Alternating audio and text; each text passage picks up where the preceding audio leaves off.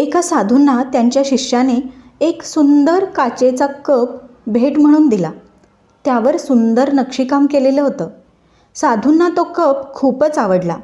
ते त्या कपाला खूपच जपत असत. त्यांच्या मठात येणाऱ्या प्रत्येक व्यक्तीला अगदी आनंदाने तो कप दाखवत असत. माझ्या शिष्याने दिलेली ही सुंदर भेट आहे, हेही ते अभिमानाने सांगत असत. साधू त्या कपाच्या प्रेमातच होते म्हणा ना.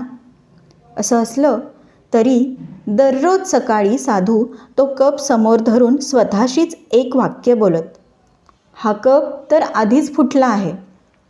एके दिवशी एक व्यक्ती मठात आली.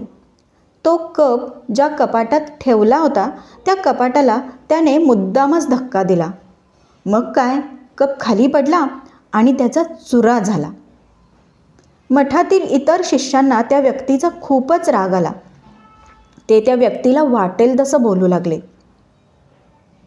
परंतु ते साधू मात्र अतिशय शांत होते. त्यांनी एक स्मित केलं, त्या कपाकडे पाहिलं आणि म्हणाले, हे तर एक दिवस होणारच होतं. चला आता आपण आपल्या कामाला लागूया. असं म्हणून त्यांनी हातात झाडू घेतला आणि त्या इतस्ततः विखुरलेल्या काचा सुपलीत भरून त्यांनी आपली खोली पूर्ववत स्वच्छ केली. या गोष्टीतून तुम्ही कोणता बोध घेतला?